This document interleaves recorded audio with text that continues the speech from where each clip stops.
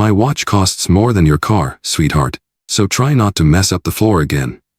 The words cut through the glass and steel lobby of Pinnacle Global's New York headquarters like a knife. They came from Ethan Blake, tall, sharp jawline, every inch of him dressed in power. His charcoal Armani suit was tailored so perfectly it looked painted on, his tie a deep burgundy that screamed money. In his hand, an iPhone angled upward, capturing the smug grin that he knew would play well to the Instagram Live audience already piling into his feed. Across from him, Ava Thompson moved with quiet precision. Mid-40s, athletic build, skin glowing against the soft lighting of the lobby. Her dark hair was pulled back neatly, her navy sheath dress hugging her in a way that said boardroom ready, not maintenance crew. Yet here she was, bent slightly, pushing a mop over a thin streak of water near the reception desk. "Watch this," Ethan said into his phone, lowering his voice just enough to make it intimate for his viewers. "You gotta keep new cleaning staff in line. Day 1, set the tone." A ripple of discomfort passed through the cluster of employees near the elevators. Some pretended to check emails. Others simply froze. But nobody spoke. Everybody knew Ethan's reputation. He wasn't just a manager, he was a manipulator, someone who knew exactly where the corporate bodies were buried. Ava didn't look up. Her hands guided the mop in slow, deliberate strokes, her breathing steady. But there was something else in her posture, a quiet authority, the kind that doesn't need to shout to be heard. Just behind her, on a leather chair, sat a structured black handbag with a gold monogram, A. Thompson. Clipped to it was a badge, the kind that opened every door in the building. Executive board member. But Ethan never looked. He was too busy reading the scrolling comments on his live feed. In less than 30 minutes, the cleaning lady he was mocking for likes would end his career. And his boss's career. And she would do it live, in front of everyone. The Pinnacle Global Tower stood like a monument to power on Madison Avenue, 72 floors of glass, steel, and pure corporate dominance. From the street, it was just another skyscraper in Manhattan's endless skyline. But inside, it was a different world. Here, titles were currency, and the air itself seemed thicker with ambition. Ava Thompson had walked through these doors more times than she could count, but never like this. Today, she wasn't in a custom-tailored suit or heels worth half a mortgage payment. Today, she blended into the background, black flats, plain navy dress, hair pulled back, no jewelry except a slim, understated watch. A watch, by the way, that retailed for $18,000, though you'd never guess unless you knew the brand. At 46, Ava carried herself with the quiet confidence of someone who had fought for every step in her career, and won. Born and raised in Atlanta, Georgia, she was the youngest of 3 siblings, the only one to attend an Ivy League school. A Harvard Business School alum with a resume that could intimidate most CEOs, she'd served on multiple boards and negotiated deals worth hundreds of millions. She was a strategist, a fixer, and most recently, the newest member of Pinnacle's executive board, appointed just 3 weeks ago. But Ava wasn't here today as herself. She was here on a mission. Chairman Richard Cole had asked her personally to go undercover, to see the company's true culture when no one was looking. The reports had been troubling. High turnover, whispered complaints, patterns of exclusion. Ava didn't believe in second-hand gossip. She believed in seeing it with her own eyes. That's why she'd been moving quietly through the building for the past 2 weeks, carrying a mop, restocking supply closets, and clearing coffee stains from mahogany tables. She'd seen the hierarchy in its rawest form, who said thank you, who didn't make eye contact, who barked orders like she was invisible. And then there was Ethan Blake. Mid-30s, West Coast transplant, regional operations manager for Pinnacle's East Division. On paper, Ethan looked like the kind of corporate golden boy HR loved to parade in recruiting brochures, athletic, well-dressed, clean-cut. But Ava had been in the game long enough to know that charm could be a weapon. Today, she was about to see exactly how sharp that weapon could be. And so was everyone else. It started with something so small, so ordinary, that most people would have missed it entirely. A thin ribbon of water snaking its way across the marble lobby floor on the 52nd floor of Pinnacle Global Tower. Ava noticed it instantly. Years of discipline had trained her to scan her environment without thinking, and water on polished marble was a lawsuit waiting to happen. Without hesitation, she grabbed the nearest mop from a supply closet and moved toward the spill. She just started gliding the mop head across the wet patch when she heard it. The sharp click of expensive leather soles approaching fast. "Stop right there." The voice was clipped, condescending, dripping with authority he thought he owned. Ethan Blake stepped into her peripheral vision, a paper coffee cup in one hand, his other hand gesturing like he was conducting an orchestra only he could hear. "You missed a spot," he said, pointing with the toe of his Italian loafer. "And while you're at it, you might want to pick up the pace. My time's worth more than this entire floor's annual maintenance budget." A few nearby employees froze mid-step. No one spoke. In the corporate jungle, confrontation was dangerous territory. You picked your battles, and most chose to stay silent. Ava kept her movements smooth, unbothered. "Just making sure no one slips," she replied evenly. But Ethan wasn't satisfied. He leaned in slightly, smirking. "Don't talk back. Just do the job you're paid for." The sting wasn't in the words. Ava had been underestimated her entire life. It was in the way he said them. Like she was less than. Like her presence here was an inconvenience. Then came the moment that tipped the balance from irritation to open conflict. Ethan stepped forward and deliberately kicked the mop bucket. The sound of slushing water echoed against the marble walls, and a wave of soapy liquid surged across the floor, splattering onto Ava's navy dress and dripping down her legs. A soft gasp rose from the cluster of onlookers. Someone's phone angled upward, recording. "Look at this mess," Ethan said loudly, scanning the small audience now forming in the hallway. "This is what happens when we hire people who can't keep up. I swear, facilities hires anyone these days." He pulled out his phone, thumb tapping the screen. "Actually, let's educate people on proper floor cleaning." He raised his phone and pointed it right at her. "Smile for Instagram Live. Let's show them what incompetence looks like." The red recording dot glared like a warning light, but Ava's expression didn't flicker. Inside, she could feel the temperature of the moment rising, the pressure building. This wasn't just about a spill anymore. It was about power, and Ethan was about to find out he'd picked the wrong person to humiliate. Ava didn't flinch. Not when the cold soapy water seeped into her dress. Not when Ethan's phone hovered inches from her face, broadcasting her every move to whoever happened to be watching his feed. Her gaze stayed steady, focused on the mop, as if she were simply another overworked staffer trying to make it through another morning. But under that calm exterior, something else was happening. Subtle, deliberate. With her free hand, Ava pushed the mop bucket aside and reached for a black leather bag resting against the wall. No one seemed to notice it. It was sleek, structured, with polished silver initials embossed on the front, D&H. For most, it would have been just another upscale work tote. She set it gently beside her, continuing to mop, her movements measured. The kind of patience you only see in people who know exactly how the ending will play out. "Unbelievable," Ethan scoffed, glancing at his live stream comments. "They're all saying I'm too soft on you. You should be fired on the spot." A faint smile tugged at the corner of Ava's mouth, small enough to pass for a polite reaction, but real enough to catch the attention of someone watching closely. That someone was Jordan Ellis, a mid-level analyst who'd just stepped off the elevator. He slowed his pace, brow furrowing. He'd seen Ava before, but not like this. Not in a mop bucket scene. It was weeks ago maybe, in an internal company newsletter, a headshot of her, in a tailored blazer, standing next to the CEO during a leadership summit in New York. He opened his mouth to speak, but stopped. He wasn't sure. Maybe it was someone who just looked like her. Meanwhile, Ava's phone buzzed in her bag. One glance at the lock screen would have told the truth. Her calendar reminder for Executive Strategy Session, 9 a.m., Skyline Boardroom. Ethan didn't notice. He was too busy milking the moment, pivoting the camera to get himself in frame. This, folks, is why corporate America needs stronger hiring filters. Skills matter. Standards matter.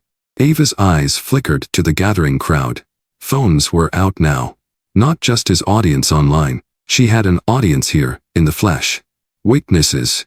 And with every casual insult Ethan threw, she was collecting something far more valuable than his approval, evidence. She rested the mop handle against the wall and picked up her black leather bag. The silver initials gleamed in the morning light. Not a janitor's bag. Not even close. Ethan's voice grew louder, sharper, as if he were performing on a stage instead of standing in the middle of the 12th floor lobby of Halston and Myers corporate tower. His phone stayed locked in selfie mode, angled to catch both his own smug expression and Ava's calm, stoic face in the background. "You see this?" he barked to his online audience. "This is the level of incompetence I have to deal with before I've even had my first cup of coffee. Can't even keep the lobby dry. My shoes cost more than she probably makes in a month, and she's out here ruining them. The crowd gathering in the lobby had grown from a handful of early arriving employees to nearly 24. The hum of whispered conversations filled the air. People pretended to check their emails on their phones, but their cameras were pointed right at the scene. A young associate named Claire shifted uncomfortably by the coffee bar, clutching her travel mug. She glanced at Ava, then back at Ethan. The way Ava stood, back straight, eyes steady, didn't match the picture Ethan was painting.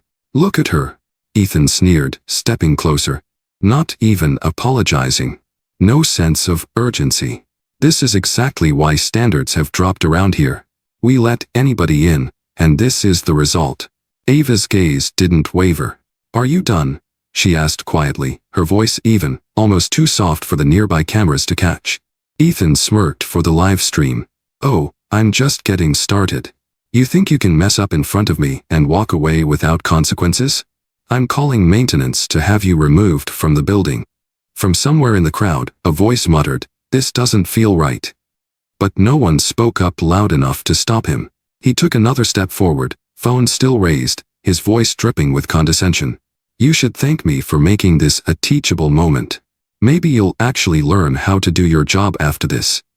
Ava tilted her head slightly, the hint of a smile crossing her lips. Not out of amusement, but something else entirely. Something patient. Calculated. Ethan, she said, her tone still calm, you might want to think about who you're talking to before you keep going.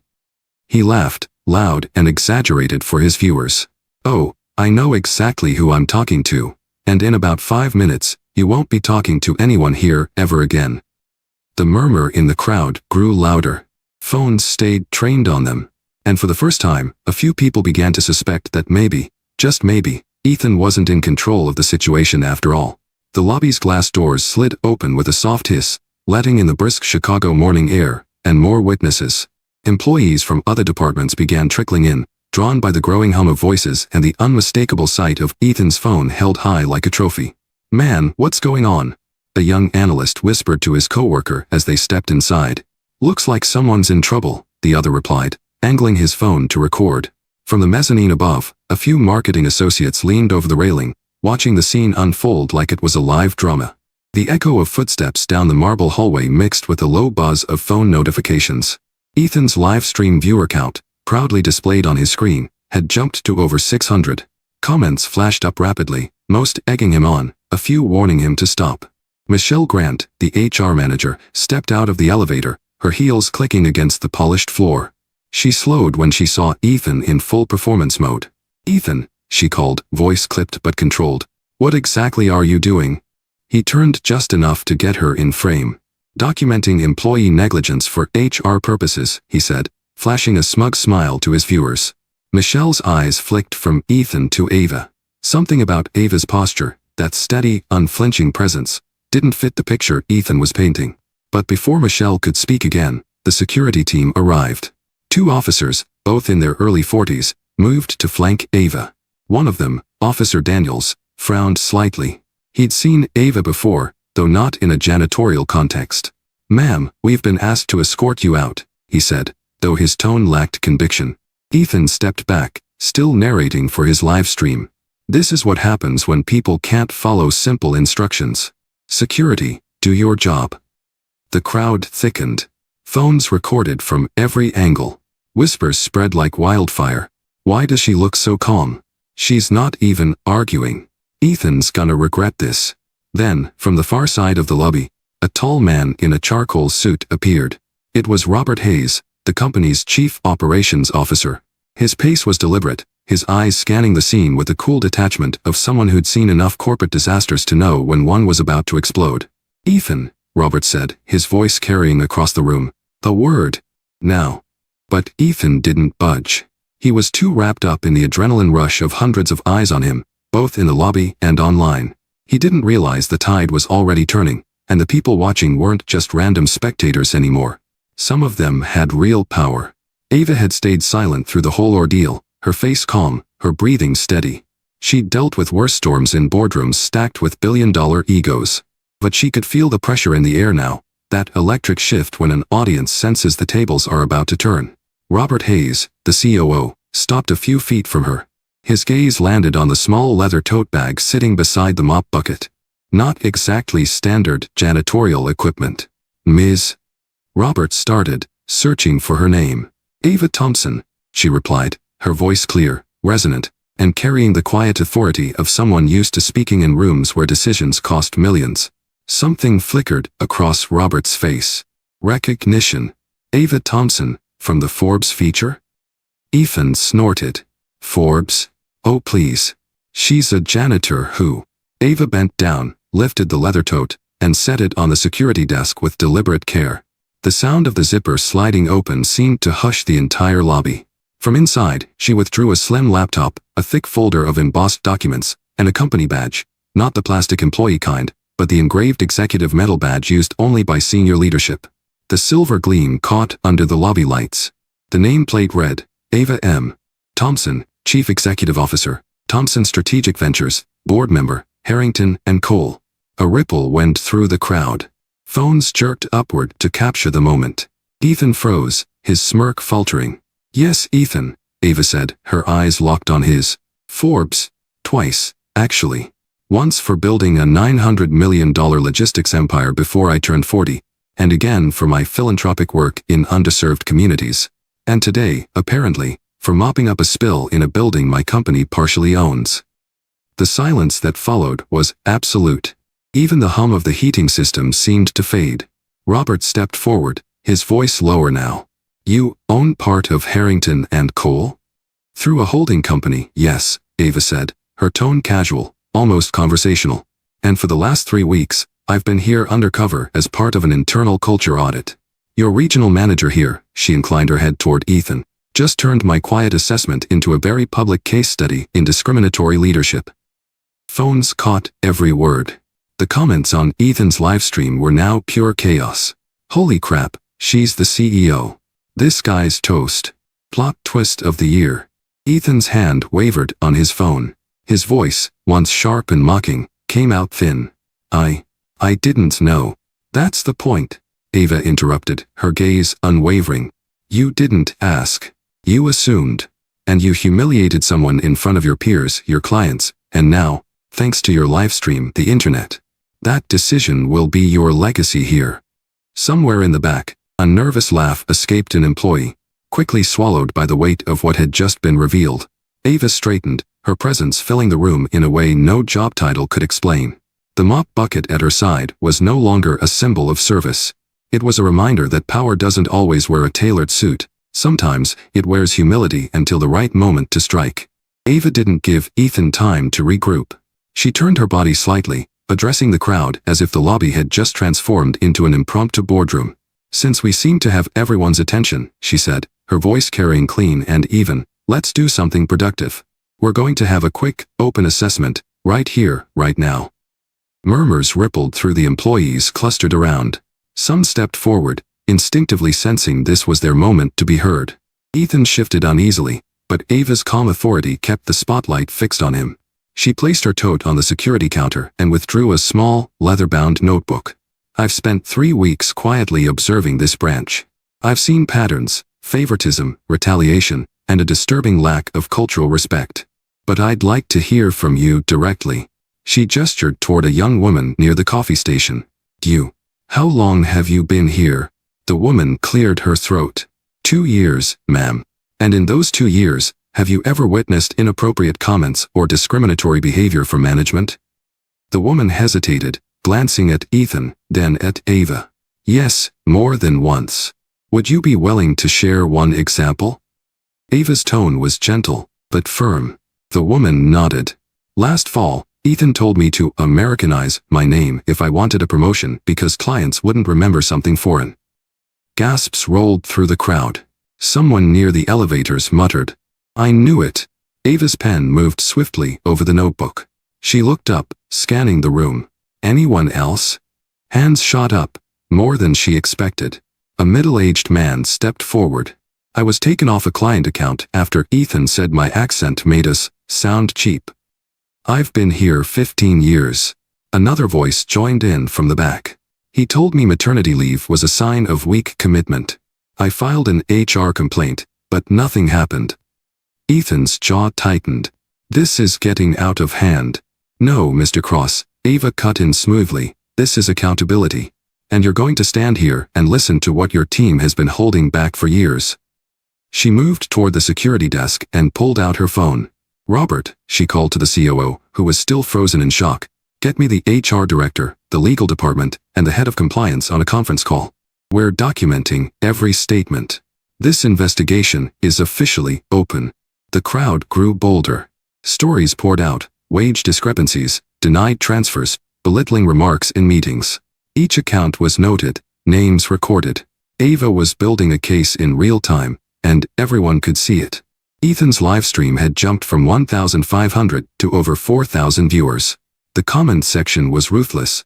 This guy's done. I'm saving this for HR training. Live justice. Ava closed her notebook with a decisive snap. We'll be moving these findings to the board immediately. In the meantime, Mr. Cross, you're relieved of all managerial duties pending a full investigation. You will surrender your ID badge before leaving the building today. It was no longer just a public embarrassment. This was the dismantling of a career, executed with precision and witnessed by the very people he had once controlled. The sound of polished leather shoes striking marble echoed through the lobby before anyone saw them. Heads turned. The air seemed to shift. Through the glass doors stepped Robert Gaines, the COO, flanked by two board members, CFO Margaret Hollis and General Counsel Victor Ramirez. Behind them trailed a pair of executive assistants, tablets in hand, already recording notes. Ava didn't break her stance. She simply turned, greeting them with a small nod. Perfect timing. We're in the middle of a live fact-finding session. Margaret's sharp eyes swept the room, taking in the cluster of employees, the open notebook, Ethan's rigid posture, and the phone on the security desk still broadcasting to thousands online.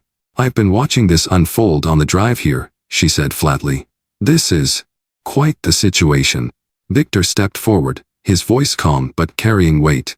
Ava, we're officially convening an emergency executive review. Consider this an on-site board meeting. The security guard instinctively moved aside as the executives approached Ava. She flipped open her notebook and passed it to Margaret without ceremony. Witness accounts. Names, dates, specific incidents. Every statement given in front of multiple observers. Margaret scanned the first page, her brow tightening. Robert, pull the last 3 years of turnover data for this branch. And while you're at it, get client retention reports for the same period. Robert spoke into his headset, his assistant already moving toward the elevator to fetch hard copies from the analytics department. Ethan found his voice. With all due respect, you're taking her word over mine without even. Victor cut him off. We're taking the documented testimony of your staff, combined with data that will either support or dismantle their claims. This is no longer about your word, Mr. Cross, it's about evidence. Minutes later, an analyst arrived breathless, handing over a folder thick with printouts. Margaret spread them across the security desk like a dealer laying out cards. The numbers told a brutal story: 68% staff turnover in 2 years, compared to a company-wide average of 21%. Client losses totaling $4.7 million in annual revenue, with service experience and management issues marked as primary reasons. Margaret's pen tapped against the paper. This branch is bleeding money and talent under your leadership, Ethan. These aren't opinions. These are facts. Robert added, and the fact this is happening in real time on social media? Our market reputation is already taking a hit. Stock price opened down 0.8% this morning and is sliding further as this video trends. The crowd murmured. They were watching not just a manager's ego crumble, but the cold, hard math of corporate accountability take shape before their eyes. Ava met Ethan's gaze. This is what happens when you mistake fear for respect. The numbers never lie. The room had gone silent. Every shuffle of paper, every creak of a shoe felt amplified in the tension hanging between the crowd and the executives. Margaret Hollis placed the final sheet of the financial report down with deliberate care, as if setting a verdict on the table. She looked at Robert Gaines, then at Victor Ramirez.